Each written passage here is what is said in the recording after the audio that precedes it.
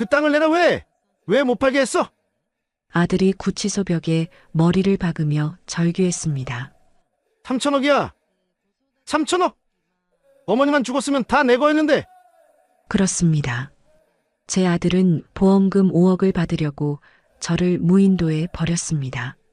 어머니, 언덕 너머에 요양원이 있어요. 차 가지고 올 테니까 잠깐만 기다리세요. 그 말을 믿었던 제가 바보였죠. 아들은 제 신발을 벗기고 휴대전화를 바다에 던지고 폭설 속에 저를 버렸습니다. 사흘을 굶고 얼어 죽어가다 기적처럼 살아 돌아왔습니다. 그리고 제가 평생 안 팔겠다고 버틴 그 땅에서 3천억이 나왔어요. 어머니, 제발 용서해 주세요. 제가 미쳤었어요. 무릎 꿇고 우는 아들에게 저는 딱 한마디만 했습니다. 니들한테 땡전 한 푼도 못 줘. 잠깐만요. 구독과 좋아요, 알림 설정 부탁드려요. 여러분의 구독은 평생 무료입니다. 좋아요를 눌러주시면 순잔의 사연 큰 힘이 됩니다. 오늘의 사연 바로 시작합니다. 겨울 아침, 하늘이 잔뜩 흐린 날이었습니다. 강순덕은 아들 박종수가 모는 차 뒷좌석에 앉아 창밖을 바라보고 있었습니다. 조수석에는 며느리 이미정이 앉아 있었고 차는 어디론가 싱싱 달리고 있었죠. 순덕은 문득 이상한 생각이 들었습니다. 아들이 갑자기 요양원 구경을 시켜주겠다고 한 게 며칠 전이었습니다. 그동안 종수는 만날 때마다 땅을 팔라고 조르기만 했거든요. 순덕이 창밖을 보며 입을 열었습니다. 종수야, 오늘 날씨가 좀 그런데 괜찮겠니? 미정이 앞좌석에서 고개를 돌리며 대답했습니다. 어머니, 오늘 아니면 예약이 꽉 찬대요. 오후에 눈 온다니까 빨리 갔다 오면 돼요. 순덕은 고개를 끄덕였습니다. 그래도 자식이 요양원을 알아봐 준다니 고마운 마음이 들었습니다. 남편이 세상을 떠난 뒤로 혼자 농사짓기가 힘에 부쳤던 게 사실이었거든요. 차는 한참을 달려 낯선 해안가에 도착했습니다. 순덕은 차에서 내리며 주위를 둘러보았습니다. 작은 선착장이 보였고 낡은 배 한 척이 물 위에 떠 있었습니다. 순덕이 고개를 갸웃거리며 물었습니다. 여기서 배를 타는 거야? 종수가 어머니의 팔을 부축하며 말했습니다. 네, 어머니. 섬 안쪽에 요양원이 있어요. 공기도 좋고 시설도 최고래요. 순덕은 반신반의하면서도 아들의 손을 잡고 배에 올랐습니다. 파도가 출렁거릴 때마다 배가 흔들렸고 순덕은 배전을 꽉 붙잡았습니다. 바닷바람이 제법 차가웠지만 아직 눈은 내리지 않고 있었습니다. 배는 30분쯤 달려 외딴 섬에 도착했습니다. 종수와 미정이 순덕을 부축해 해변으로 내렸습니다. 순덕은 주위를 둘러보다가 이상한 낌새를 느꼈습니다. 아무것도 없었습니다. 건물도 없고 사람도 없고 오직 바위와 모래밭뿐이었습니다. 순덕이 불안한 목소리로 물었습니다. 종수야, 여기가 요양원이야? 아무것도 안 보이는데? 종수가 능청스럽게 웃으며 대답했습니다. 어머니, 저 언덕 너머에 시설이 있어요. 근데 어머니 다리로는 힘드니까 제가 먼저 가서 시설 차량 가지고 올게요. 종수는 순덕을 커다란 바위 옆에 앉혔습니다. 그때 미정이 다가와 순덕의 발 앞에 쪼그려 앉았습니다. 미정이 순덕의 털신을 벗기며 말했습니다. 어머니, 언덕 올라갈 때 이 신발은 미끄러워요. 차에서 운동화 가져다 드릴게요. 순덕이 맨발이 되자 발밑에서 차가운 모래의 감촉이 느껴졌습니다. 순덕은 조금 불안했지만 며느리의 말을 믿었습니다. 미정이 이번에는 순덕의 주머니를 가리키며 말했습니다. 어머니, 휴대전화 주세요. 배터리가 없으니까 차에서 충전해 놓을게요. 순덕은 별 생각 없이 휴대전화를 건넸습니다. 미정은 전화기를 받아들고 종수에게로 갔습니다. 순덕이 두 사람에게 소리쳤습니다. 빨리 갔다 와라. 바람이 차다. 종수가 손을 흔들며 대답했습니다. 금방 올게요, 어머니. 조금만 기다리세요. 종수와 미정은 배에 올라탔습니다. 배의 엔진 소리가 요란하게 울리더니 배는 점점 멀어지기 시작했습니다. 순덕은 바위에 앉아 배가 수평선 너머로 사라지는 것을 지켜보았습니다. 그때 하늘에서 눈발이 흩날리기 시작했습니다. 처음에는 가벼운 눈송이였지만 순식간에 폭설로 변했습니다. 순덕은 1시간을 기다렸습니다. 2시간을 기다렸습니다. 배는 돌아오지 않았습니다. 순덕은 맨발로 해변을 서성이며 목 놓아 불렀습니다. 종수야, 종수야. 대답은 없었습니다. 오직 매서운 바람소리만 귀를 때렸습니다. 한편 그 시각 배 위에서는 끔찍한 대화가 오가고 있었습니다. 미정이 순덕의 휴대전화를 손에 들고 배전으로 갔습니다. 미정은 아무렇지도 않게 그 전화기를 바다에 던져버렸습니다. 종수가 씩 웃으며 고개를 끄덕였습니다. 이제 됐어. 이 폭설에 이틀만 지나면 끝이야. 미정이 종수에게 다가가며 물었습니다. 보험금 5억이면 빚 다 갚고도 남는 거지? 종수가 자신만만하게 대답했습니다. 당연하지. 시신 없어도 실종 처리되면 받을 수 있대. 두 사람은 서로를 바라보며 웃었습니다. 그들의 눈에는 어머니를 버리고 왔다는 죄책감 따위는 찾아볼 수 없었습니다. 무인도에서는 순덕이 점점 추위에 떨고 있었습니다. 해가 지기 시작하자 기온이 급격히 떨어졌습니다.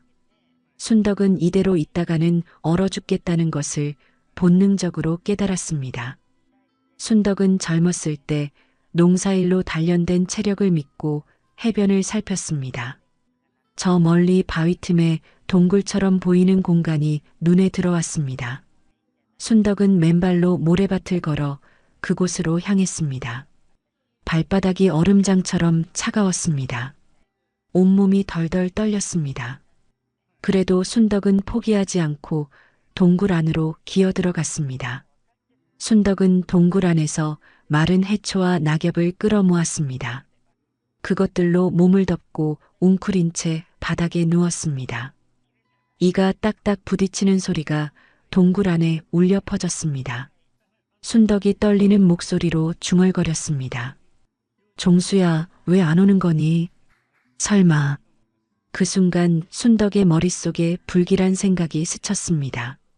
그동안 아들이 했던 말들이 하나씩 떠올랐습니다. 땅을 팔라던 말, 돈이 급하다던 말, 사업이 어렵다던 말. 순덕은 고개를 세차게 저었습니다. 설마 내 자식이 그랬을 리가 없다고 생각했습니다. 하지만 가슴 한구석에서 불안감이 점점 커져갔습니다. 동굴 밖에서는 폭설이 쏟아지고 있었습니다. 매서운 바람이 동굴 입구까지 파고들었습니다. 순덕은 웅크린 채 뜬 눈으로 그 길고 긴 밤을 지새웠습니다. 다음 날 아침 종수와 미정은 경찰서를 찾았습니다. 두 사람은 접수 창구 앞에 서서 연신 눈물을 훔치고 있었습니다. 종수의 눈은 벌겋게 충혈되어 있었고 미정은 손수건으로 코를 훌쩍였습니다. 접수를 담당한 직원이 두 사람을 형사과로 안내했습니다. 형사 조만수가 자리에서 일어나 두 사람을 맞이했습니다. 조만수는 20년 넘게 수사를 해온 베테랑 형사였습니다. 종수가 떨리는 목소리로 말했습니다. 형사님, 저희 어머니가 실종됐어요. 어제 새벽에 집을 나가셨는데 아무리 찾아도 없어요. 조만수가 메모지를 꺼내며 물었습니다. 어머니 성함이 어떻게 되시죠? 종수가 대답했습니다. 강순덕이요. 올해 72살이에요. 조만수가 펜을 들고 기록하며 다시 물었습니다. 평소에 혼자 외출하시는 일이 많으셨나요? 종수가 고개를 끄덕이며 말했습니다. 네, 어머니가 요즘 치매 증세가 좀 있으셨어요. 자꾸 집을 나가려고 하셨는데 이번엔 제가 못 막았어요. 미정이 옆에서 눈물을 닦으며 거들었습니다. 저희가 얼마나 찾아다녔는지 몰라요. 동네방네 다 뒤졌는데 어디 계신지 모르겠어요. 조만수는 두 사람의 얼굴을 번갈아 보았습니다. 무언가 석연치 않은 느낌이 들었습니다. 울음소리는 컸지만 눈물은 별로 보이지 않았거든요. 조만수가 펜을 내려놓으며 물었습니다. 최근에 어머니와 다투신 적 있습니까? 종수가 고개를 세차게 저었습니다. 전혀요. 저희는 사이가 좋아요. 하지만 종수는 조만수의 눈을 똑바로 보지 못했습니다. 시선이 자꾸 바닥으로 내려갔습니다. 조만수는 속으로 고개를 갸웃거렸습니다. 뭔가 이상했습니다. 말투도 표정도 뭔가 연기를 하는 것 같았습니다. 조만수가 일어서며 말했습니다. 일단 실종신고 접수하겠습니다. 추가로 확인할 게 있으면 연락드릴게요. 종수와 미정은 연신 고개를 숙이며 경찰서를 나갔습니다. 두 사람이 나가는 뒷모습을 조만수는 한참 동안 지켜보았습니다. 그 시각 무인도에서는 순덕이 이틀째 되는 아침을 맞이하고 있었습니다. 동굴 안에서 웅크린 채 밤을 보낸 순덕은 온몸이 얼음장처럼 차가웠습니다. 배에서는 꼬르륵 소리가 끊임없이 났습니다. 순덕은 간신히 몸을 일으켜 동굴 밖으로 기어나왔습니다. 폭설은 그쳤지만 온 세상이 하얗게 뒤덮여 있었습니다. 순덕은 맨발로 눈밭을 걸으며 물을 찾아 헤맸습니다. 바위 틈에 눈 녹은 물이 고인 웅덩이가 보였습니다. 순덕은 그 앞에 무릎을 꿇고 앉았습니다. 두 손으로 물을 떠서 입에 가져갔습니다. 물은 얼음처럼 차가웠지만 목구멍을 적셔주었습니다. 순덕은 벌컥벌컥 물을 마셨습니다. 사흘이나 아무것도 먹지 못한 터였습니다. 순덕은 주위를 둘러보다가 바위에 붙어있는 조개를 발견했습니다. 순덕은 손으로 조개를 떼어내려고 했습니다. 하지만 조개는 바위에 단단히 붙어 있었습니다. 순덕은 이를 악물고 조개를 잡아당겼습니다. 손톱이 깨지고 피가 났습니다. 그래도 순덕은 멈추지 않았습니다. 마침내 조개 몇 개를 떼어낸 순덕은 날것 그대로 입에 넣었습니다. 비린내가 코를 찔렀지만 꿀떡꿀떡 삼켰습니다. 지금은 살아남는 것이 먼저였습니다. 순덕이 조개를 씹으며 중얼거렸습니다. 내가 살아야 저놈들 꼴을 보지. 순덕의 눈에 불꽃이 일었습니다. 이제 순덕은 확신하고 있었습니다. 아들이 자신을 죽이려고 이 섬에 버렸다는 것을요. 한편 경찰서로 돌아온 조만수는 컴퓨터 앞에 앉았습니다. 조만수는 강순덕의 이름을 검색창에 입력했습니다. 금융 기록과 보험 가입 내역을 조회하기 위해서였습니다. 화면에 정보가 떴습니다. 조만수의 눈이 커졌습니다. 실종 한 달 전에 강순덕 앞으로 5억 원짜리 사망보험이 가입되어 있었습니다. 조만수가 의자에 등을 기대며 중얼거렸습니다. 수익자가 누구지? 조만수는 마우스를 클릭해 세부 내역을 확인했습니다. 수익자는 아들 박종수였습니다. 조만수의 표정이 굳어졌습니다. 조만수는 바로 보험회사에 전화를 걸었습니다. 보험 설계사와 통화가 연결되었습니다. 조만수가 물었습니다. 강순덕 씨 보험 가입할 때 본인이 직접 오셨습니까? 보험 설계사가 대답했습니다. 아니요. 아드님이 어머니 도장 가져와서 직접 서류 작성하셨어요. 조만수가 다시 물었습니다. 가입 당시에 어머니 건강 상태는 어떻다고 하던가요? 보험 설계사가 대답했습니다. 아주 건강하시다고 했어요. 치매 같은 건 전혀 없다고요. 조만수는 전화를 끊고 한참을 생각에 잠겼습니다. 경찰서에서는 치매 증세가 있다고 했는데 보험 가입할 때는 건강하다고 했습니다. 말이 서로 맞지 않았습니다. 조만수는 다시 컴퓨터를 두드렸습니다. 이번에는 박종수의 신용정보를 조회했습니다. 화면을 보는 조만수의 미간에 깊은 주름이 잡혔습니다. 종수는 2년 전에 사업체가 부도났습니다. 채무가 3억 원이 넘었습니다. 신용불량자 명단에도 올라 있었습니다. 조만수가 혼잣말을 했습니다. 빚이 3억인데 어머니 사망보험금이 5억이라. 조만수는 종수와 미정을 용의선상에 올렸습니다. 단순 실종이 아닐 수 있다는 생각이 들었습니다. 그날 밤 무인도의 동굴 안에서 순덕은 기력이 바닥나 있었습니다. 조개 몇 개로는 허기를 채울 수 없었습니다. 순덕은 동굴 입구에 쓰러져 의식이 흐려지기 시작했습니다. 눈앞이 아른거렸습니다. 하얀 눈밭 위로 누군가의 모습이 보였습니다. 순덕은 눈을 크게 떴습니다. 죽은 남편이었습니다. 남편이 저 멀리서 손짓을 하고 있었습니다. 순덕의 눈에서 눈물이 흘러내렸습니다. 순덕이 떨리는 목소리로 말했습니다.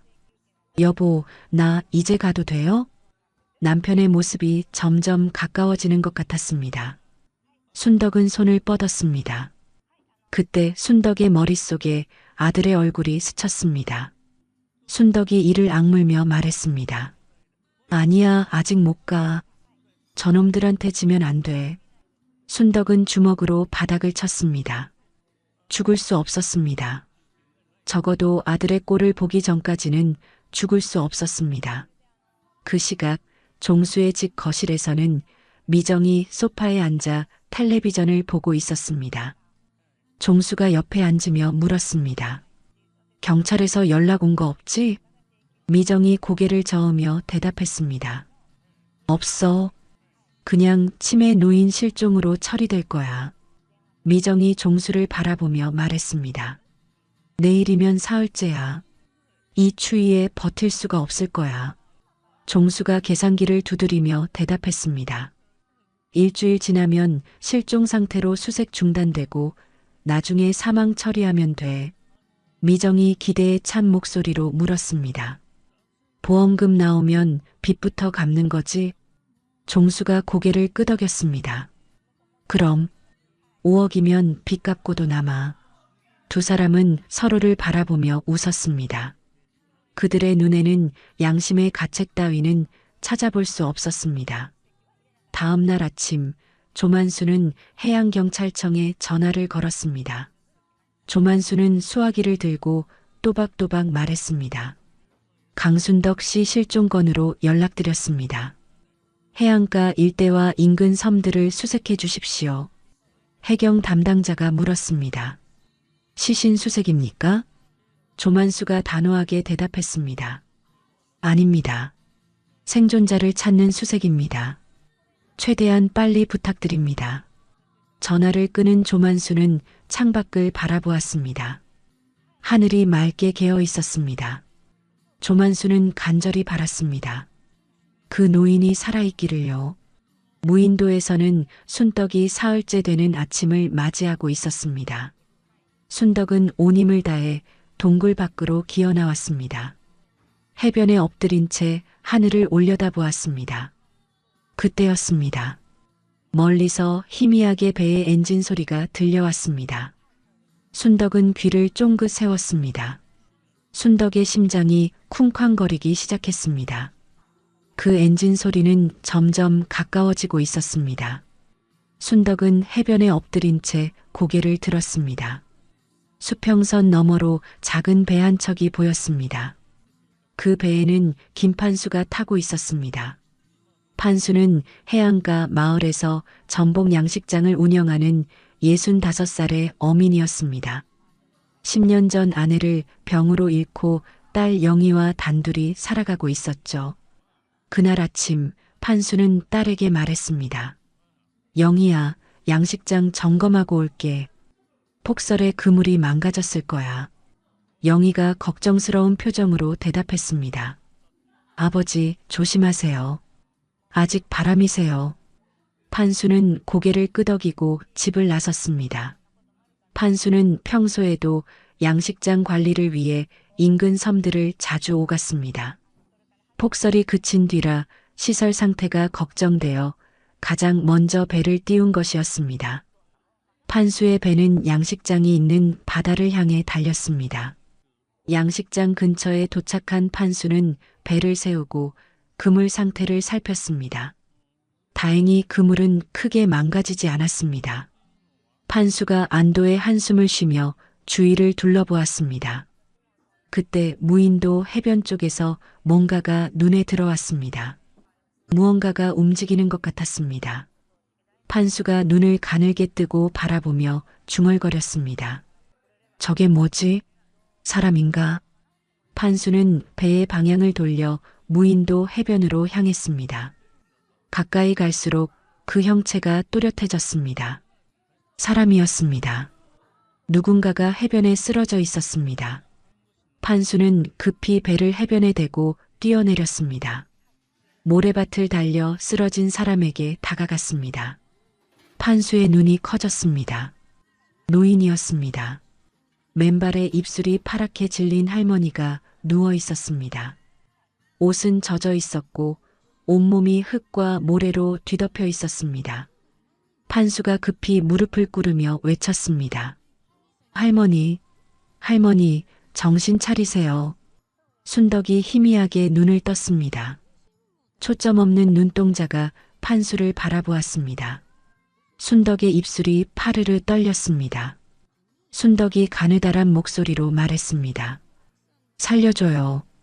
판수는 재빨리 자신이 입고 있던 두꺼운 외투를 벗었습니다. 순덕의 몸을 외투로 감싸고 번쩍 안아들었습니다. 순덕의 몸은 깃털처럼 가벼웠습니다. 판수는 순덕을 업고 배로 달려갔습니다. 순덕을 조심스럽게 배 안에 눕힌 판수는 무전기를 집어들었습니다. 손이 떨렸습니다. 판수가 무전기에 대고 외쳤습니다. 해경입니까? 긴급 상황입니다.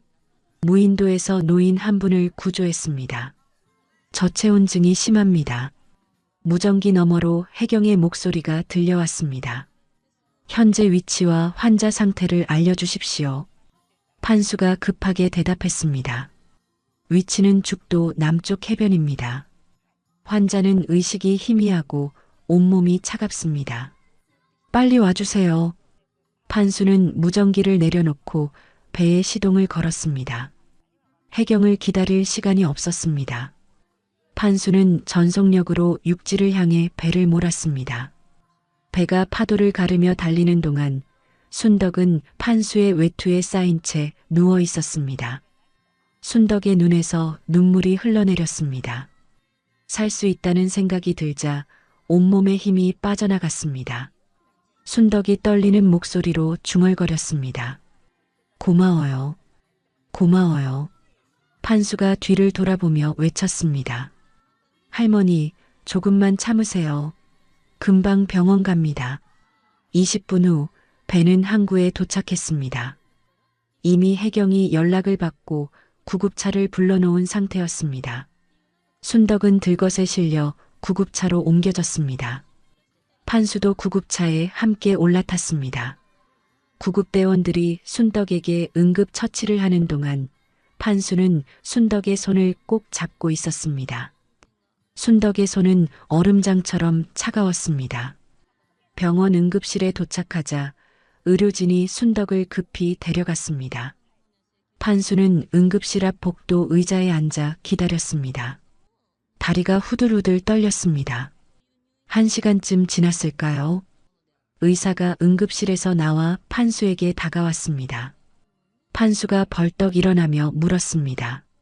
할머니 괜찮습니까? 의사가 고개를 끄덕이며 대답했습니다. 다행히 고비는 넘겼습니다. 하루만 더 늦었으면 위험했을 겁니다. 판수는 안도의 한숨을 내쉬었습니다. 가슴을 짓누르던 무거운 돌덩이가 내려가는 것 같았습니다.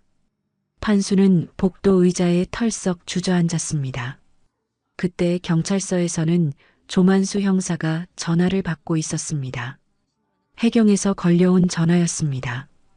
해경 담당자가 말했습니다. 형사님, 좋은 소식입니다. 실종 신고된 강순덕 씨 추정 인물이 무인도에서 구조됐습니다. 조만수가 의자에서 벌떡 일어나며 물었습니다.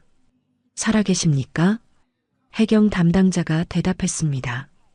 네, 지금 병원으로 이송됐습니다. 의식도 있다고 합니다.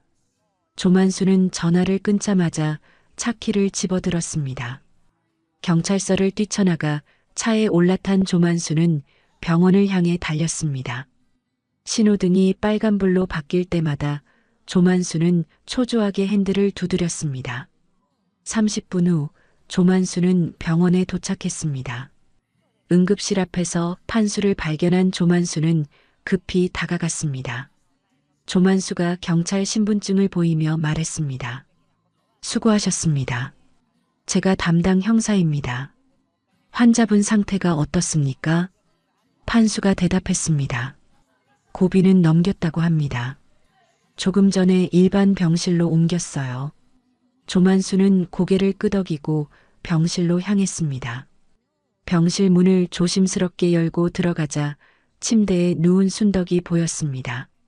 순덕은 눈을 뜨고 천장을 바라보고 있었습니다. 조만수가 침대 옆 의자에 앉으며 말했습니다. 강순덕 씨 맞으시죠? 저는 담당 형사 조만수입니다. 순덕이 천천히 고개를 돌려 조만수를 바라보았습니다. 순덕의 눈가에 눈물이 맺혀 있었습니다. 조만수가 조심스럽게 물었습니다.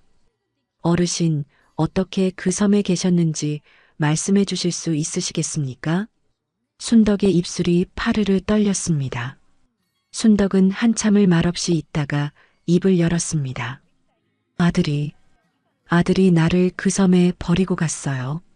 조만수의 표정이 굳어졌습니다. 예상했던 대답이었지만 직접 들으니 가슴이 먹먹해졌습니다. 순덕이 떨리는 목소리로 말을 이었습니다. 요양원 구경 간다더니 언덕 너머에 시설이 있다고 해놓고 신발 벗기고 전화기 빼앗고 그냥 가버렸어요. 순덕의 눈에서 눈물이 주르륵 흘러내렸습니다.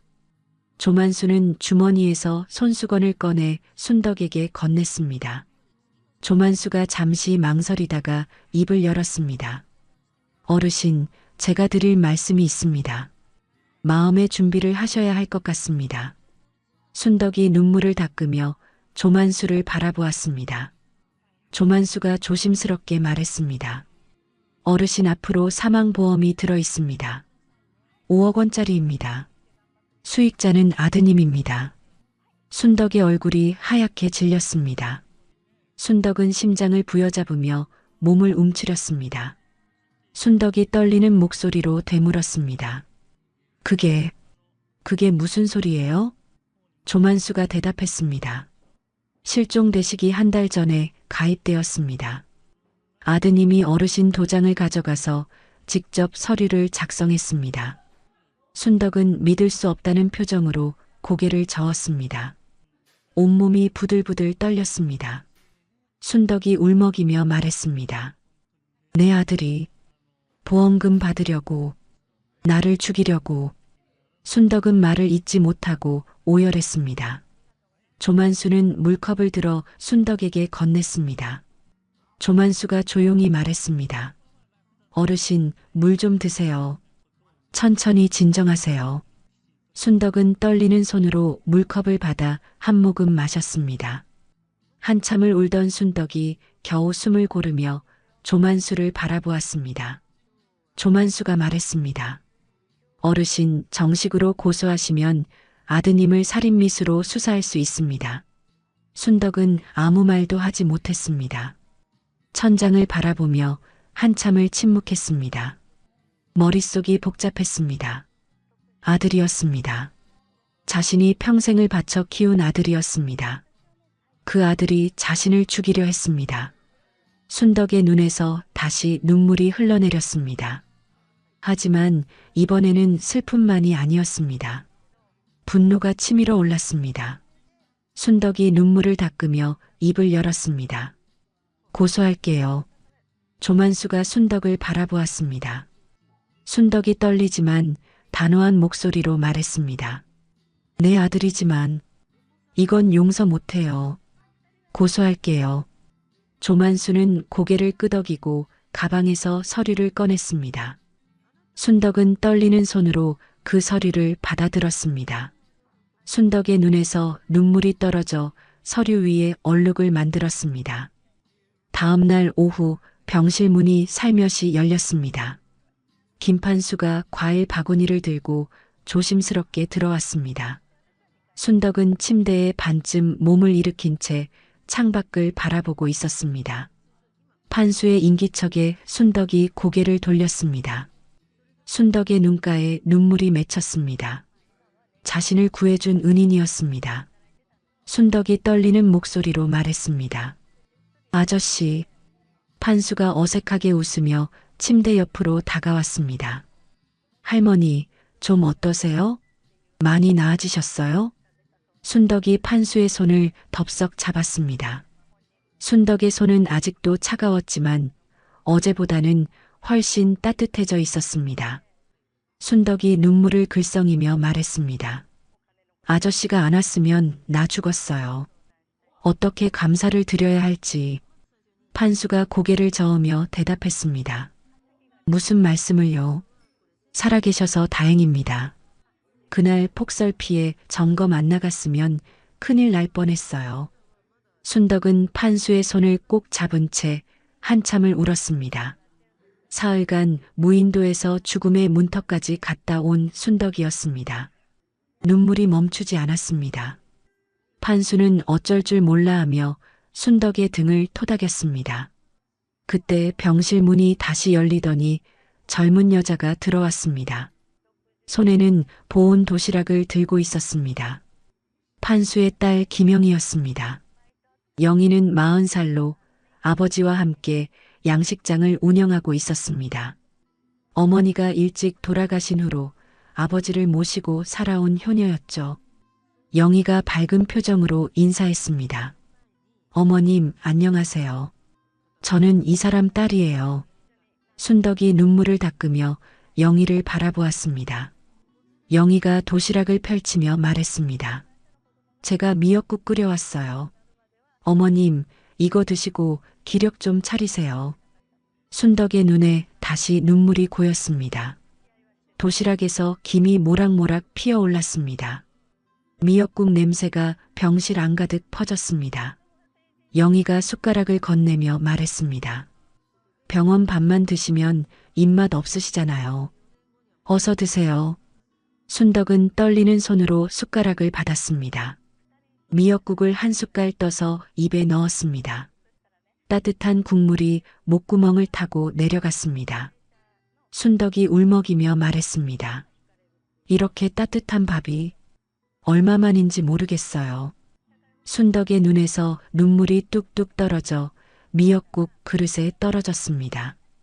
영희가 순덕의 등을 다정하게 쓸어주었습니다. 영희가 부드러운 목소리로 말했습니다. 어머님, 천천히 드세요. 제가 앞으로 자주 가져다 드릴게요. 순덕은 고개를 끄덕이며 미역국을 먹었습니다. 한 숟갈, 두 숟갈, 눈물과 함께 국물을 삼켰습니다. 오랜만에 느껴보는 가정의 따뜻함이었습니다.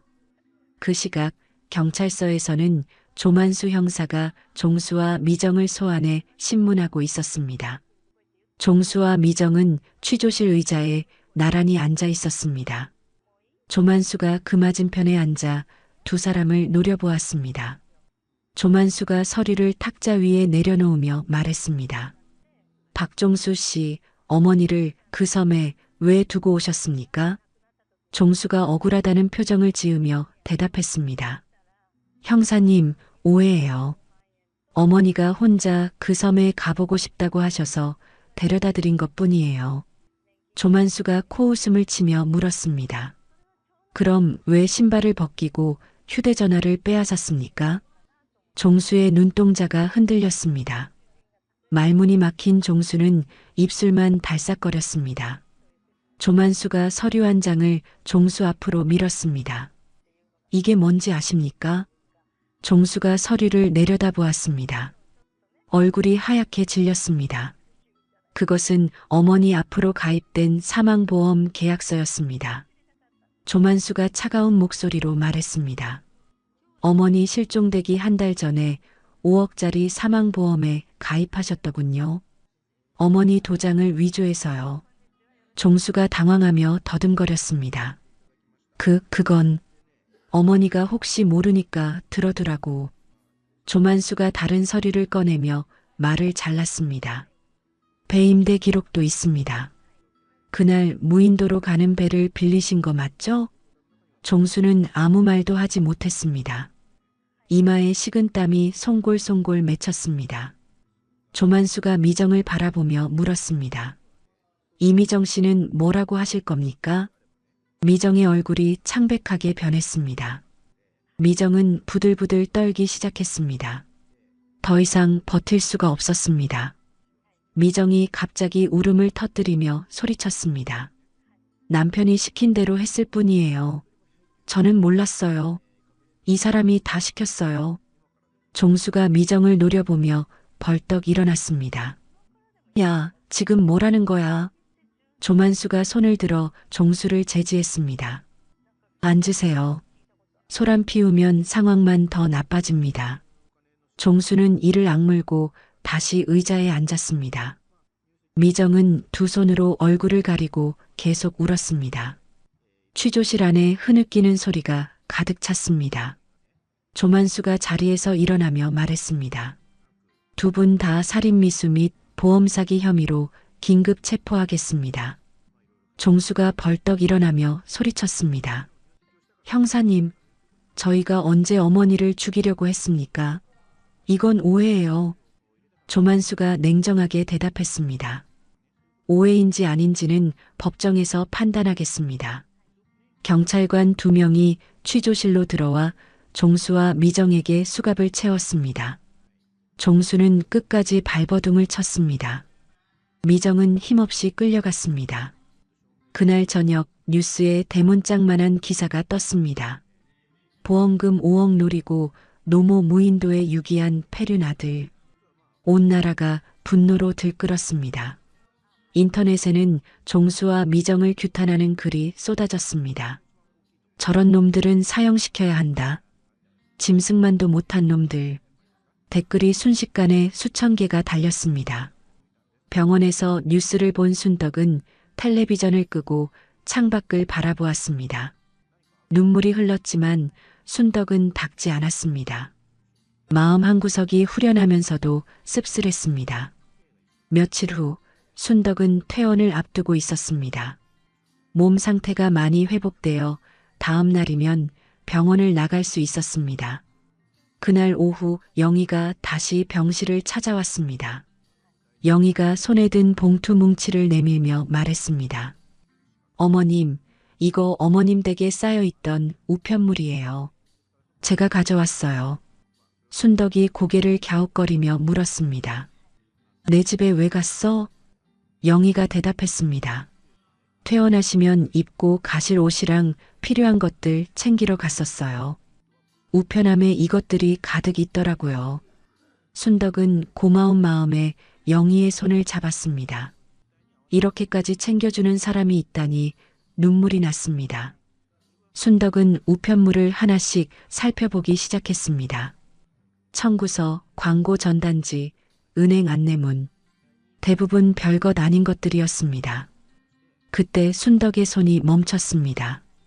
국토교통부라는 글자가 적힌 공문 봉투가 눈에 들어왔습니다.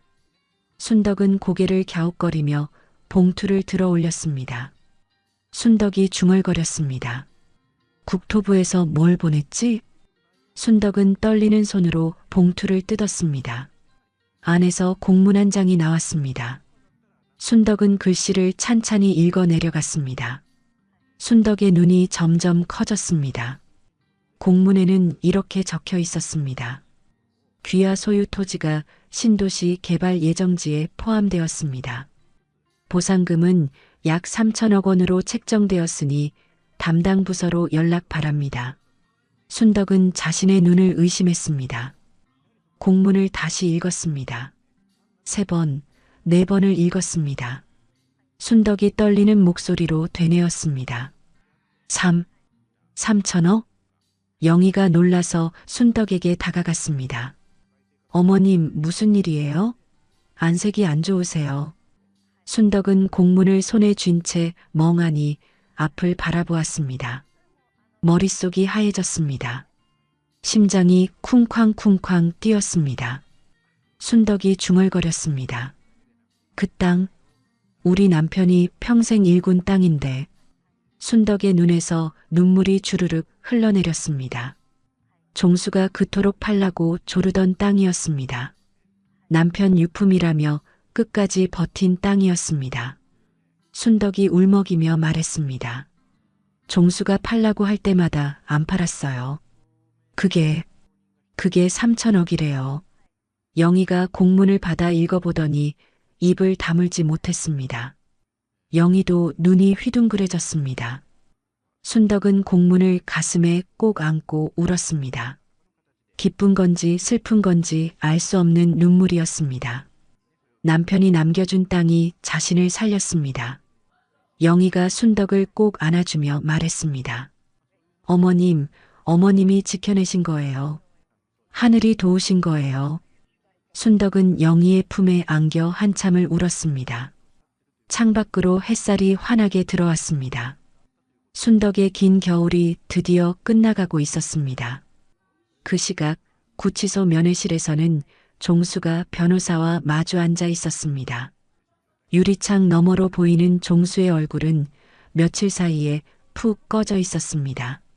수염이 덥수룩하게 자라 있었고 눈 밑에는 짙은 그늘이 드리워져 있었죠. 변호사가 서류 가방에서 신문을 한 장 꺼냈습니다. 신문을 유리창 앞에 펼쳐 종수에게 보여주었습니다. 변호사가 말했습니다. 박종수 씨, 이거 보셨습니까? 종수가 신문을 들여다보았습니다. 기사 제목이 눈에 들어왔습니다. 무인도 유기 피해자 강순덕 씨 3천억 보상금 받는다. 종수의 얼굴이 일그러졌습니다. 종수는 신문을 다시 읽었습니다. 3천억이라는 글자가 눈앞에서 아른거렸습니다. 종수가 떨리는 목소리로 물었습니다. 이게 무슨 소리야? 변호사가 대답했습니다. 어머니 소유 토지가 신도시 개발 부지에 포함됐습니다. 보상금이 3천억 원이라고 합니다. 종수의 눈이 휘둥그레졌습니다. 종수는 자리에서 벌떡 일어났습니다. 유리창에 두 손을 짚고 변호사를 노려보았습니다. 종수가 악을 쓰며 소리쳤습니다. 그 땅을 내가 왜 못 팔게 했어? 3천억이라고. 종수는 유리창을 주먹으로 쾅쾅 내리쳤습니다. 면회실에 둔탁한 소리가 울려 퍼졌습니다. 교도관이 달려와 종수를 제지했습니다. 종수가 머리를 쥐어뜯으며 울부짖었습니다. 어머니만 죽었으면 보험금 5억에 그 땅까지 다 내 거였는데. 종수는 바닥에 주저앉아 통곡했습니다. 변호사는 한심하다는 표정으로 종수를 바라보았습니다. 교도관 2명이 종수의 양팔을 잡아 면회실 밖으로 끌고 나갔습니다. 한 달 후 병원에서 퇴원한 순덕은 갈 곳이 없었습니다. 아들이 잡혀간 지금 시골집으로 돌아가기가 싫었습니다. 그 집에는 아들과의 기억이 너무 많았거든요. 순덕이 병원 로비에서 망설이고 있을 때 판수와 영희가 찾아왔습니다. 두 사람은 순덕 앞에 나란히 서서 환하게 웃었습니다. 영희가 순덕의 손을 잡으며 말했습니다. 어머님, 저희 집에서 지내세요. 방이 하나 비어 있어요. 순덕이 고개를 저으며 대답했습니다. 아니야, 그건 너무 패가 되지. 내가 어떻게... 판수가 나서며 말했습니다. 패는 무슨 패입니까? 빈방에 먼지만 쌓이는 것보다 낫습니다. 같이 가시죠. 순덕은 두 사람의 얼굴을 번갈아 바라보았습니다. 진심이 담긴 눈빛이었습니다. 순덕의 눈가가 촉촉해졌습니다. 순덕이 고개를 끄덕이며 말했습니다. 그럼 잠깐만 신세 좀 지도 되겠니? 영희가 순덕의 팔을 부축하며 대답했습니다. 잠깐이 아니라 오래오래 계세요. 저희도 어머님 같은 분이 계시면 좋아요. 순덕은 판수와 영희를 따라 해안가 마을로 향했습니다. 차창 밖으로 푸른 바다가 펼쳐졌습니다. 순덕은 오랜만에 마음이 편안해지는 것을 느꼈습니다. 판수의 집은 바다가 보이는 작은 단층 집이었습니다. 마당에는 텃밭이 있었고 고추와 배추가 자라고 있었습니다. 순덕은 집을 둘러보며 감탄했습니다. 순덕이 말했습니다. 참 아늑한 집이구나. 바다도 보이고. 영희가 방문을 열며 대답했습니다. 여기가 어머님 방이에요. 작지만 햇볕이 잘 들어요. 순덕은 방 안으로 들어가 창문을 열었습니다. 시원한 바닷바람이 방 안으로 들어왔습니다. 순덕은 깊은 숨을 들이마셨습니다. 그날부터 순덕의 새로운 일상이 시작되었습니다. 아침마다 순덕은 해변을 산책했습니다. 바닷바람을 맞으며 모래사장을 걸으면 마음이 차분해졌습니다. 순덕은 영희에게 시장에서 배운 요리들을 가르쳐 주었습니다. 된장찌개 끓이는 법, 김치 담그는 법, 나물 무치는 법. 영희는 열심히 따라하며 순덕 곁을 맴돌았습니다. 순덕은 판수의 텃밭 일도 거들었습니다. 농사일은 순덕에게 익숙한 일이었거든요. 흙을 만지고 있으면 마음이 놓였습니다. 마을 사람들도 순덕을 반갑게 맞아주었습니다.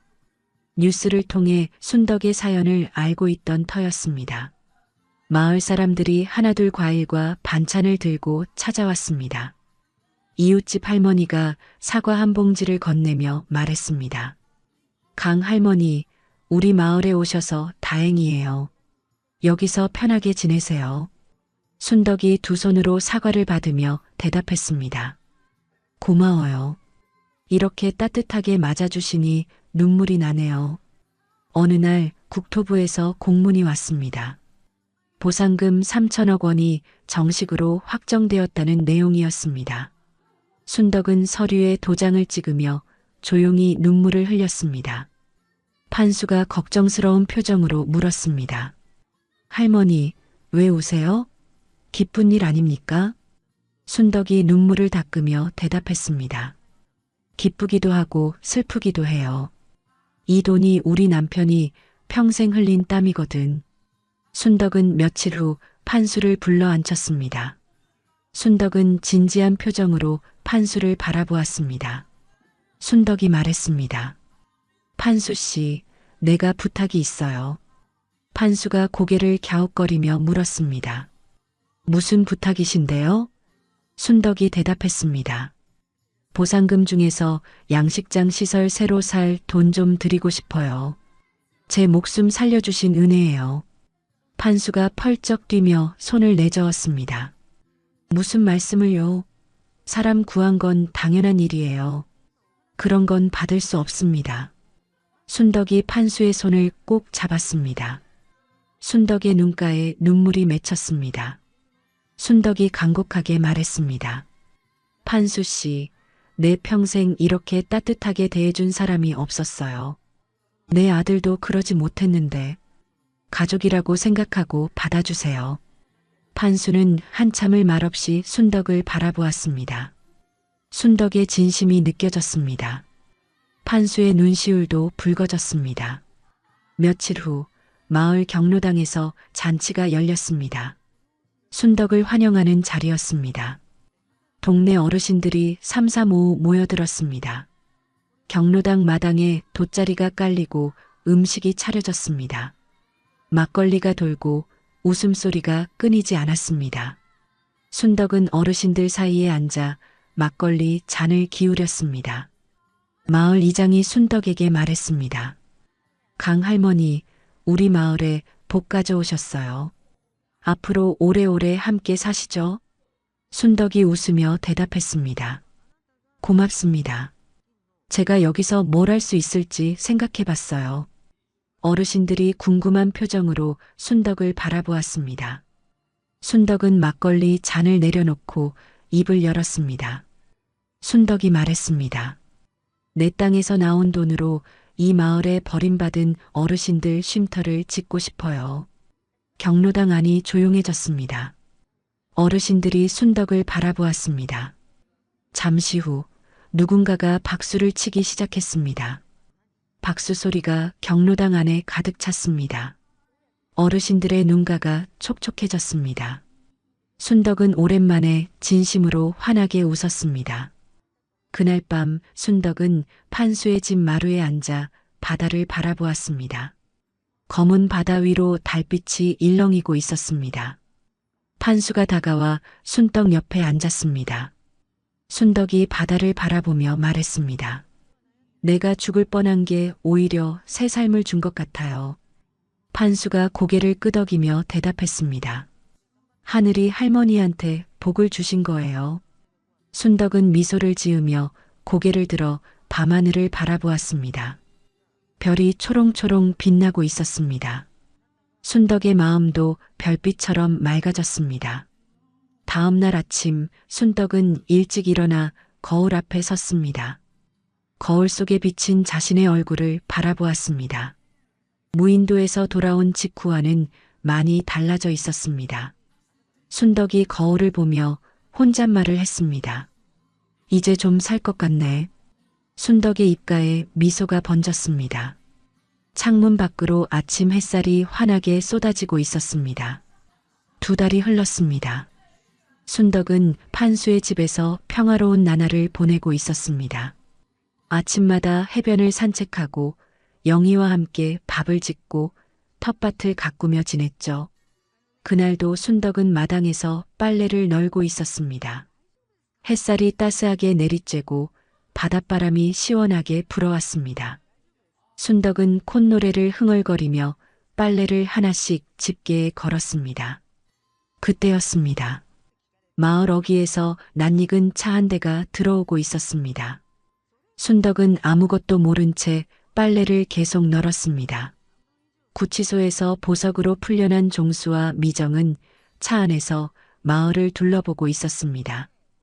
2사람은 보석 조건으로 피해자 접근 금지 명령을 받은 상태였습니다. 하지만 종수는 그런 것쯤은 신경 쓰지 않았습니다. 종수가 핸들을 잡으며 중얼거렸습니다. 3천억인데 가만히 있을 수 없어. 미정이 불안한 표정으로 물었습니다. 여보, 우리 접근 금지 조건 있잖아. 걸리면 어떡해? 종수가 미정을 노려보며 대답했습니다. 그럼 뭐 어쩔 건데? 저 돈 그냥 남한테 다 줘버리라고? 어머니한테 빌어서라도 한 푼이라도 받아내야 해. 차는 판수의 집 앞에 멈춰 섰습니다. 종수와 미정이 차에서 내렸습니다. 마을 사람들이 하나둘 창문을 열고 밖을 내다보았습니다. 종수는 판수의 집 대문 앞에 서서 주위를 둘러보았습니다. 마당에서 빨래를 널던 순덕의 뒷모습이 보였습니다. 종수의 눈에 탐욕이 번뜩였습니다. 종수가 대문 앞에 털썩 무릎을 꿇었습니다. 미정도 종수 옆에 무릎을 꿇었습니다. 2사람은 땅바닥에 이마를 박았습니다. 종수가 큰 소리로 외쳤습니다. 어머니, 저 종수예요. 어머니. 순덕이 깜짝 놀라 뒤를 돌아보았습니다. 빨랫감이 손에서 떨어졌습니다. 순덕의 얼굴이 하얗게 질렸습니다. 대문 앞에 무릎 꿇은 2사람이 보였습니다. 아들과 며느리였습니다. 자신을 죽이려고 무인도에 버린 그 인간들이었습니다. 종수가 머리를 땅에 박으며 소리쳤습니다. 어머니, 제가 미쳤었어요. 제발 한 번만 용서해 주세요. 미정도 울먹이며 외쳤습니다. 저희 잘못했어요. 다시는 안 그럴게요. 이제 진짜 효도할게요. 순덕은 꼼짝도 하지 못하고 서 있었습니다. 다리가 후들후들 떨렸습니다. 가슴이 쿵쾅쿵쾅 뛰었습니다. 마을 사람들이 하나둘 집 밖으로 나왔습니다. 수군거리는 소리가 점점 커졌습니다. 이웃집 할머니가 순덕에게 달려왔습니다. 이웃집 할머니가 순덕의 팔을 잡으며 말했습니다. 강 할머니, 저것들이 그 페륜아들 아니에요? 순덕은 대답하지 못하고 고개만 끄덕였습니다. 온몸에 힘이 빠져 제대로 서 있기도 힘들었습니다. 그때 영희가 집 안에서 뛰쳐나왔습니다. 영희는 대문을 박차고 나가 종수와 미정 앞에 섰습니다. 영희의 눈에 불꽃이 일었습니다. 영희가 소리쳤습니다. 당신들 지금 뭐 하는 거예요? 어머님한테 무슨 짓을 해놓고 여기까지 찾아와요. 종수가 고개를 들며 대답했습니다. 이건 우리 가족 일이에요. 상관하지 마세요. 영희가 이를 악물며 말했습니다. 가족? 어머님 죽이려고 무인도에 버린 사람들이 무슨 가족이에요? 판수도 밭에서 급히 달려왔습니다. 판수는 종수 앞에 버티고 서서 호통을 쳤습니다. 당장 꺼져. 경찰 부른다. 종수가 판수를 올려다보며 비아냥거렸습니다. 이 집이 당신 집이에요? 왜 남의 가족 일에 끼어드는 거예요? 판수가 주먹을 불끈 쥐며 대답했습니다. 이 집은 내 집이고 할머니는 내 가족이야. 꺼지라면 꺼져. 마을 사람들이 점점 더 많이 모여들었습니다. 누군가가 고함을 질렀습니다. 저것들이 어머니 죽이려고 했던 놈들이다. 경찰 불러. 빨리 경찰 불러. 웅성거리는 소리가 점점 커졌습니다. 종수와 미정은 주위를 둘러보았습니다. 마을 사람들의 눈빛이 험악했습니다. 그때 순덕이 대문을 열고 밖으로 나왔습니다. 순덕은 천천히 종수와 미정 앞으로 걸어갔습니다. 종수의 눈에 희망의 빛이 떠올랐습니다. 종수가 고개를 조아리며 말했습니다. 어머니, 제가 정말 잘못했어요. 제발 한 번만 기회를 주세요. 미정이 순덕의 다리에 매달리며 울부짖었습니다. 어머니, 우리가 모시고 살게요. 진짜로요. 이번엔 진심이에요. 순덕은 아무 말 없이 두 사람을 내려다보았습니다. 순덕의 눈이 차갑게 가라앉아 있었습니다. 예전에 따뜻하던 어머니의 눈빛은 어디에도 없었습니다. 순덕이 입을 열었습니다. 너희가 나한테 한 짓을 잊었니? 종수가 고개를 들며 대답했습니다. 어머니, 저희가 미쳤었어요. 제발. 순덕이 종수의 말을 잘랐습니다. 돈 때문에 온 거지? 종수의 얼굴이 굳어졌습니다. 미정도 말문이 막혔습니다. 두 사람은 아무 말도 하지 못했습니다. 순덕이 차갑게 말했습니다. 니들한테 땡전 한 푼도 못 줘. 순덕은 뒤도 돌아보지 않고 집 안으로 들어갔습니다. 대문이 쾅 닫혔습니다. 종수와 미정은 굳은 표정으로 서로를 바라보았습니다. 그때 멀리서 경찰차 사이렌 소리가 들려왔습니다. 마을 주민 중 누군가가 이미 신고를 한 것이었습니다. 경찰차가 먼지를 일으키며 마을로 들어왔습니다. 경찰관 2명이 차에서 내렸습니다. 경찰관이 종수에게 다가가며 말했습니다. 박종수 씨, 이미정 씨 맞습니까? 피해자 접근 금지 조건을 위반하셨습니다. 현행범으로 체포합니다. 종수가 벌떡 일어나며 소리쳤습니다. 잠깐만요. 저는 어머니한테 사과하러 온 것뿐이에요. 경찰관이 종수의 뒤로 돌아가 수갑을 채우며 말했습니다. 보석 조건 위반입니다. 변명은 경찰서에서 하십시오. 미정도 수갑이 채워졌습니다. 미정은 울음을 터뜨리며 발버둥 쳤습니다. 하지만 경찰관의 소나기를 벗어날 수 없었습니다. 종수가 끌려가면서 집을 향해 외쳤습니다. 어머니, 저 한 번만요. 한 번만. 순덕은 창문 너머로 그 모습을 바라보고 있었습니다. 순덕의 얼굴에는 아무런 표정이 없었습니다. 눈물도 분노도 슬픔도 보이지 않았습니다. 경찰차가 종수와 미정을 싣고 마을을 빠져나갔습니다. 사이렌 소리가 점점 멀어져 갔습니다. 마을에 다시 고요가 찾아왔습니다. 며칠 후 다시 구치소에 수감된 종수는 변호사를 불렀습니다. 면회실에서 마주 앉은 변호사에게 종수가 다그쳤습니다. 어머니가 살아계실 때 돈 받아낼 방법 없어요? 변호사가 한숨을 쉬며 대답했습니다. 상속은 사망 후에 개시됩니다. 지금은 불가능해요. 종수가 탁자를 내리치며 소리쳤습니다. 뭐라도 방법이 있을 거 아니에요. 변호사가 잠시 생각하다가 입을 열었습니다. 하나 있긴 합니다. 부양료 청구 소송이라는 게 있어요. 종수가 눈을 빛내며 물었습니다. 그게 뭔데요? 변호사가 설명했습니다. 그동안 어머니를 부양한 비용을 청구하는 겁니다. 생활비, 용돈, 의료비 같은 것들이요. 종수가 벌떡 일어나며 말했습니다. 그거라도 해요. 얼마든 좋으니까 한 푼이라도 받아내요. 변호사는 고개를 끄덕이고 서류 가방을 챙겼습니다. 면회실을 나가는 변호사의 뒷모습을 종수는 독한 눈빛으로 바라보았습니다. 며칠 후 순덕에게 법원에서 서류가 도착했습니다. 우편함에서 서류를 꺼낸 순덕은 봉투를 뜯었습니다. 서류 제목이 눈에 들어왔습니다. 부양료 청구 소송. 순덕의 손이 덜덜 떨렸습니다. 서류가 손에서 바닥으로 떨어졌습니다. 순덕은 그 자리에 주저앉았습니다. 영희가 달려와 순덕을 부축했습니다. 어머님, 괜찮으세요? 무슨 일이에요? 순덕은 대답하지 못했습니다. 입술만 파르르 떨렸습니다. 눈에서 눈물이 주르륵 흘러내렸습니다. 그날 밤 순덕은 잠을 이루지 못했습니다. 방 안을 서성이다가 앉았다가 다시 일어났습니다.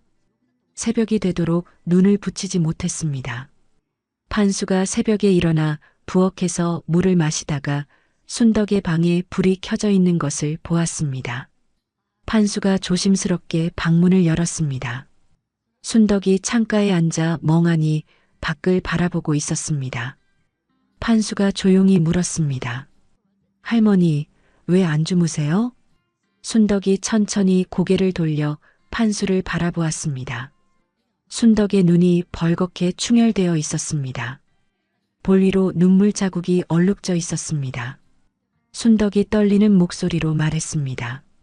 죽이려고 했던 놈이 이제 돈까지 뜯어가려고 해요. 순덕은 두 손으로 얼굴을 감싸고 오열했습니다. 판수는 말없이 순덕의 곁에 앉았습니다. 창밖으로 동이 트기 시작했지만 순덕의 밤은 끝나지 않고 있었습니다. 다음 날 아침 판수의 집 앞에 낯익은 차 한 대가 멈춰 섰습니다. 조만수 형사가 차에서 내려 대문 앞으로 다가왔습니다. 형사의 얼굴에는 밝은 기색이 감돌았습니다. 영희가 대문을 열며 물었습니다. 어머, 형사님, 무슨 일로 오셨어요? 조만수가 대답했습니다. 강순덕 어르신께 전할 소식이 있어서요. 좋은 소식입니다. 영희는 형사를 거실로 안내했습니다. 순덕은 밤새 울어서 눈이 퉁퉁 부어 있었습니다. 형사를 보자 순덕이 자리에서 일어섰습니다. 조만수가 순덕 앞에 앉으며 말했습니다. 어르신, 좋은 소식이 있습니다. 아드님에 대한 기소가 확정됐습니다. 순덕이 눈을 깜빡이며 물었습니다. 기소가 뭐예요? 조만수가 쉽게 설명했습니다. 재판을 받게 된다는 뜻입니다. 살인미수와 보험사기 혐의로요. 곧 법정에 서게 됩니다. 순덕의 얼굴에 복잡한 표정이 스쳤습니다. 기쁜 건지 슬픈 건지 알 수 없는 표정이었습니다. 순덕은 한참을 말없이 앉아 있었습니다. 순덕이 조심스럽게 물었습니다. 그럼 저한테 온 그 소송은 어떻게 되는 건가요? 부양료 어쩌고 하는 거요? 조만수가 고개를 끄덕이며 대답했습니다. 형사재판에서 유죄가 확정되면 상속 결격 사유에 해당합니다. 쉽게 말해서 아드님은 어르신 재산에 대한 권리를 잃게 됩니다. 순덕이 다시 물었습니다. 그럼 그 소송도 없어지는 건가요? 조만수가 대답했습니다. 형사재판 결과가 나오면 민사재판에도 영향을 줍니다. 순서대로 해결될 겁니다. 너무 걱정하지 마세요. 순덕의 어깨에서 힘이 빠졌습니다.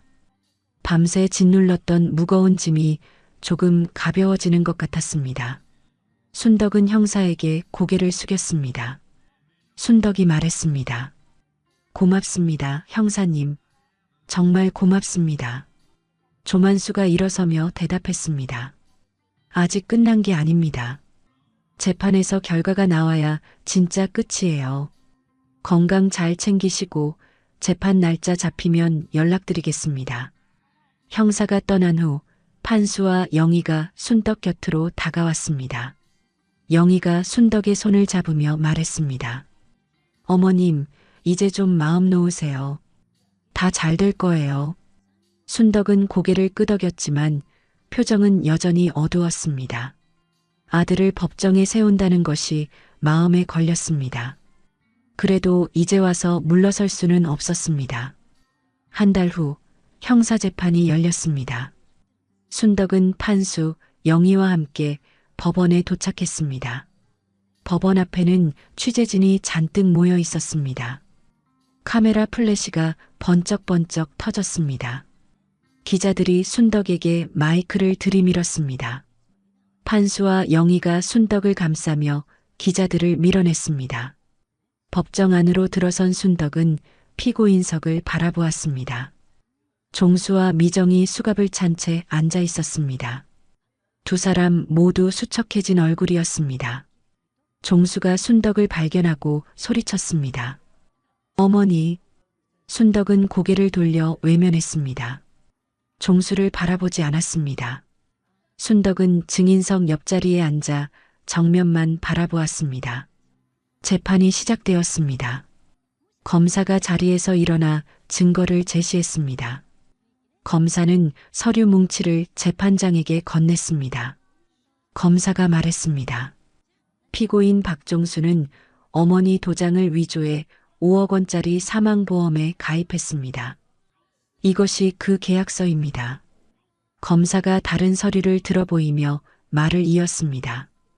이것은 사건 당일 배 임대 기록입니다. 피고인이 직접 배를 빌렸습니다. 검사가 마지막 서류를 내밀었습니다. 피해자의 휴대전화 위치 추적 기록입니다. 피고인들이 무인도에서 어머니를 유기하고 떠난 경로가 모두 확인됩니다. 재판장이 종수를 바라보며 물었습니다. 피고인, 이 증거들에 대해 할 말이 있습니까? 종수가 벌떡 일어나며 외쳤습니다. 재판장님, 저는 어머니를 죽이려고 한 게 아닙니다. 잠깐 두고 온 것뿐이에요. 재판장이 차갑게 말했습니다. 폭설이 내리는 겨울에 맨발의 노인을 무인도에 두고 갔습니다. 휴대전화도 빼앗고요. 그게 잠깐 두고 온 것입니까? 종수는 아무 말도 하지 못했습니다. 입술만 달싹거릴 뿐이었습니다. 미정은 고개를 숙인 채 울고 있었습니다. 순덕의 변호사가 자리에서 일어났습니다. 변호사는 재판장을 향해 또박또박 말했습니다. 피고인은 친모를 살해하려 한 자입니다. 이런 자에게 어떤 재산적 권리도 인정되어서는 안 됩니다. 재판장이 고개를 끄덕였습니다. 재판장은 종수와 미정의 범행 정황을 하나하나 검토했습니다. 보험 사기 증거, 무인도 유기 사실, 보석 조건 위반까지 모두 확인했습니다. 마지막으로 재판장이 종수에게 물었습니다. 피고인, 마지막으로 할 말이 있습니까? 종수가 자리에서 벌떡 일어났습니다. 종수는 순덕을 향해 고개를 돌렸습니다. 종수의 눈에 눈물이 그렁그렁 맺혔습니다. 종수가 울먹이며 소리쳤습니다. 어머니, 제발요. 저 감옥 가면 안 돼요. 한 번만 용서해 주세요. 순덕은 미동도 하지 않았습니다. 고개를 돌리지 않았습니다. 종수를 끝까지 바라보지 않았습니다.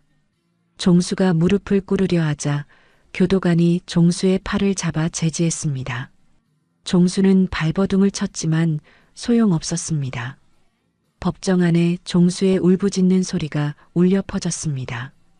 재판장이 나무 망치를 두드리며 선고했습니다. 피고인 박종수에게 살인미수 및 보험사기 혐의를 모두 유죄로 인정하며 징역 15년을 선고합니다. 종수가 비명을 질렀습니다. 15년이요? 아니에요. 이건 너무해요. 재판장이 다시 망치를 두드렸습니다. 피고인 이미정에게는 공모 혐의로 징역 8년을 선고합니다. 미정이 자리에서 벌떡 일어나 울부짖었습니다. 저는 시킨 대로 했을 뿐이에요. 이 사람이 다 시켰다고요. 교도관들이 미정을 붙잡았습니다. 미정은 발버둥을 치며 끌려나갔습니다. 종수도 교도관에게 양팔이 잡힌 채 법정을 나갔습니다. 순덕은 그 모습을 끝까지 바라보지 않았습니다. 두 손을 꼭 쥔 채 정면만 응시하고 있었습니다. 눈가에 눈물이 맺혔지만 흘러내리지는 않았습니다. 법원 밖으로 나온 미정을 취재진이 에워쌌습니다. 카메라 플래시가 쉴 새 없이 터졌습니다. 그때 군중 속에서 누군가가 앞으로 나왔습니다. 미정의 친정 어머니였습니다. 미정의 어머니는 딸 앞에 서서 손가락질을 했습니다. 미정의 아버지도 옆에서 이를 악물고 있었습니다. 미정의 어머니가 소리쳤습니다. 너 같은 년은 딸도 아니야. 시어머니를 죽이려고 해? 다신 찾지 마. 미정이 울부짖었습니다. 엄마 나야. 제발. 미정의 아버지가 냉정하게 등을 돌리며 말했습니다. 가자. 저런 년은 볼 것도 없어.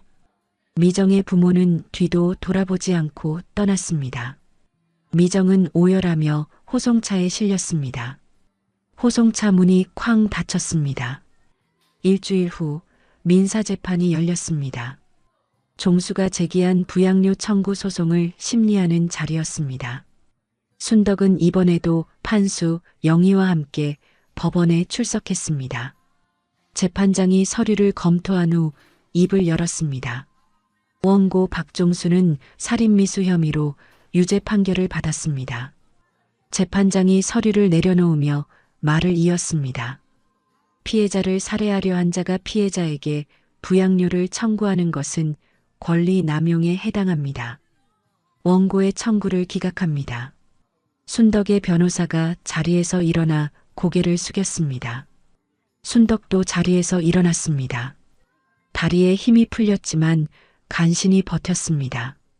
법원을 나서자 취재진이 다시 몰려들었습니다. 기자들이 순덕에게 소감을 물었습니다. 순덕은 아무 말도 하지 않고 걸음을 옮겼습니다. 그날 저녁 재판 결과가 전국에 보도되었습니다. 뉴스 자막에 큰 글씨로 떴습니다. 노모 무인도 6기 아들, 징역 15년 확정. 인터넷에는 댓글이 수천 개 달렸습니다. 인과응보다 하늘은 알고 있었다. 페륜에는 벌이 있다. 사람들의 분노와 통쾌함이 뒤섞인 반응이었습니다. 며칠 후 순덕에게 우편물 뭉치가 도착했습니다. 전국 각지에서 보낸 편지였습니다. 봉투마다 다른 손글씨로 이름과 주소가 적혀 있었습니다. 순덕은 마루에 앉아 편지를 하나씩 뜯어 읽었습니다. 할머니, 힘내세요. 응원합니다. 강순덕 어르신, 당신은 혼자가 아닙니다. 끝까지 포기하지 않으셔서 존경합니다. 순덕의 눈에서 눈물이 주르륵 흘러내렸습니다. 수백 통의 편지가 순덕의 무릎 위에 쌓였습니다. 순덕은 편지를 가슴에 안고 울었습니다. 순덕이 울먹이며 말했습니다. 나 같은 사람에게 이렇게 관심 가져주시다니. 판수와 영희가 순덕 곁으로 다가왔습니다. 영희가 순덕의 어깨를 감싸며 말했습니다. 어머님, 이제 다 끝났어요. 편하게 사세요. 판수도 순덕의 손을 꼭 잡으며 말했습니다. 이제 앞만 보시면 됩니다. 저희가 옆에 있잖아요. 순덕은 두 사람을 번갈아 바라보았습니다. 감사의 마음이 가슴 깊은 곳에서 차올랐습니다. 순덕은 두 사람의 손을 꼭 잡았습니다. 그날 저녁 순덕은 혼자 마당에 나왔습니다. 하늘을 올려다보았습니다. 별이 초롱초롱 빛나고 있었습니다. 순덕이 하늘을 향해 중얼거렸습니다. 여보, 이제 나 좀 편하게 살아도 되겠지요? 바람이 순덕의 볼을 스쳐 지나갔습니다. 마치 대답이라도 하듯 부드러운 바람이었습니다. 순덕은 눈을 감고 미소를 지었습니다. 챕터 8 진짜 가족. 1년이 흘렀습니다. 해안가 마을 언덕 위에 새 건물 한 채가 들어섰습니다. 하얀 벽에 파란 지붕을 얹은 2층짜리 건물이었죠. 건물 입구에는 커다란 간판이 걸려 있었습니다. 순덕 어르신 쉼터. 순덕이 보상금으로 세운 쉼터였습니다. 쉼터 앞마당에는 넓은 텃밭이 펼쳐져 있었습니다. 고추, 배추, 무, 상추가 싱싱하게 자라고 있었습니다. 어르신들이 함께 농사를 지으며 지낼 수 있도록 만든 공간이었습니다. 개관식 날 쉼터 마당에 사람들이 가득 모였습니다. 마을 주민들, 취재진, 그리고 입주할 어르신들이 한자리에 모였습니다. 순덕은 단상 위에 올라 마이크를 잡았습니다. 순덕의 손이 떨렸습니다. 하지만 목소리는 또렷했습니다. 순덕이 천천히 입을 열었습니다. 저도 자식에게 버림받았어요. 마당이 조용해졌습니다. 모든 사람의 시선이 순덕에게 쏠렸습니다. 순덕이 말을 이었습니다. 죽을 뻔했어요. 무인도에서 얼어 죽을 뻔했어요. 그때 저를 살려준 분들이 계셔서 지금 여기 서 있습니다. 순덕이 마당에 서 있는 판수와 영희를 바라보았습니다. 두 사람이 순덕을 향해 고개를 끄덕였습니다. 순덕이 입주 어르신들을 바라보며 말했습니다. 여러분 아픔을 압니다. 여기서 함께 가족이 됩시다. 입주 어르신들의 눈에서 눈물이 흘러내렸습니다. 누군가가 박수를 치기 시작했습니다. 박수 소리가 마당 가득 울려 퍼졌습니다. 어르신들이 서로의 손을 잡았습니다. 낯선 사람들이었지만 이제 가족이 될 사람들이었습니다. 쉼터 마당의 따뜻한 공기가 감돌았습니다. 그때 누군가가 순덕에게 다가왔습니다. 조만수 형사였습니다. 형사는 한 손에 꽃다발을 들고 있었습니다. 조만수가 꽃다발을 내밀며 말했습니다. 할머니, 축하드립니다. 할머니 덕분에 제가 형사 일에 보람을 느꼈습니다. 순덕이 꽃다발을 받으며 형사의 손을 꼭 잡았습니다. 순덕이 말했습니다. 형사님이 포기하지 않았으니까 내가 여기 있는 거예요. 정말 고마워요. 조만수가 멋쩍게 웃으며 고개를 숙였습니다. 순덕도 미소를 지었습니다. 두 사람 사이에 말없는 감사가 오갔습니다. 개관식이 끝나고 잔치가 시작되었습니다. 쉼터 마당에 돗자리가 깔리고 음식이 차려졌습니다. 막걸리가 돌고 노랫소리가 울려 퍼졌습니다. 판수는 어르신들에게 막걸리를 따라드리며 돌아다녔습니다. 영희는 주방에서 국을 끓이고 밥을 푸느라 정신이 없었습니다. 마을 사람들도 음식을 들고 와서 함께 나누었습니다. 순덕은 어르신들 사이에 앉아 이야기꽃을 피웠습니다. 옆에 앉은 할머니가 순덕의 손을 잡으며 말했습니다. 강 할머니 고마워요. 나도 아들한테 버림받았거든. 이제 갈 때가 생겼어요. 순덕이 할머니의 손을 꼭 쥐며 대답했습니다. 여기서 편하게 사세요. 우리 이제 가족이에요. 두 할머니는 서로를 바라보며 웃었습니다. 쉼터 마당에 웃음소리가 끊이지 않았습니다. 해가 서쪽으로 기울어도 잔치는 계속되었습니다. 한편 그 시각 교도소 독방에서는 종수가 혼자 앉아 있었습니다. 작은 창문으로 석양빛이 비쳐 들어왔습니다. 종수는 멍하니 벽을 바라보고 있었습니다. 종수의 머릿속에 과거의 장면들이 스쳐 지나갔습니다. 어머니를 무인도에 버리고 떠나던 날, 어머니의 신발을 벗기던 순간, 휴대전화를 바다에 던지던 순간, 종수가 고개를 떨구며 중얼거렸습니다. 내가 왜 그랬을까? 그때 그러지만 않았어도. 종수의 눈에서 눈물이 흘러내렸습니다. 하지만 되돌릴 수 있는 것은 아무것도 없었습니다. 종수는 무릎에 얼굴을 묻고 어깨를 들썩였습니다. 같은 시각 여자 교도소에서는 미정이 빨래를 하고 있었습니다. 친정 부모에게도 버림받은 미정은 면회 오는 사람이 아무도 없었습니다. 미정은 차가운 물에 손을 담근 채 멍하니 앞을 바라보았습니다. 일주일 후 어느 날 저녁이었습니다. 순덕은 판수와 나란히 해변을 걷고 있었습니다. 석양이 바다를 붉게 물들이고 있었습니다. 파도가 발밑으로 밀려왔다가 빠져나갔습니다. 순덕은 맨발로 모래를 밟으며 천천히 걸었습니다. 1년 전 같은 맨발로 무인도 해변을 헤매던 때와는 너무 달랐습니다. 순덕이 바다를 바라보며 말했습니다. 이제 외롭지 않아요. 진짜 가족이 생겼으니까. 판수가 어색하게 웃으며 대답했습니다. 저도 할머니 덕분에 집에 웃음이 다시 생겼어요. 영희도 많이 밝아졌고요. 순덕이 판수를 바라보며 말했습니다. 내가 더 고마워요. 판수 씨 아니었으면 난 그 섬에서 죽었을 거예요. 판수가 손을 내저으며 대답했습니다. 이제 그 얘기는 그만하시죠. 다 지난 일이에요. 두 사람은 나란히 걸으며 석양을 바라보았습니다. 바닷바람이 두 사람의 머리카락을 살랑살랑 흔들었습니다. 파도 소리가 귓가에 잔잔하게 울렸습니다. 그때 멀리서 영희의 목소리가 들려왔습니다. 아버지, 할머니, 저녁 다 됐어요. 어서 오세요. 순덕과 판수가 뒤를 돌아보았습니다. 영희가 언덕 위에서 두 손을 흔들고 있었습니다. 집 굴뚝에서는 연기가 모락모락 피어오르고 있었죠. 순덕이 웃으며 손을 흔들었습니다. 그래, 간다. 순덕과 판수는 나란히 언덕을 올라갔습니다. 영희가 달려와 순덕의 팔을 부축했습니다. 셋은 함께 집으로 향했습니다. 저녁 식탁에는 따끈한 된장찌개와 갓 지은 밥이 차려져 있었습니다. 순덕이 가르쳐준 레시피로 영희가 만든 음식들이었습니다.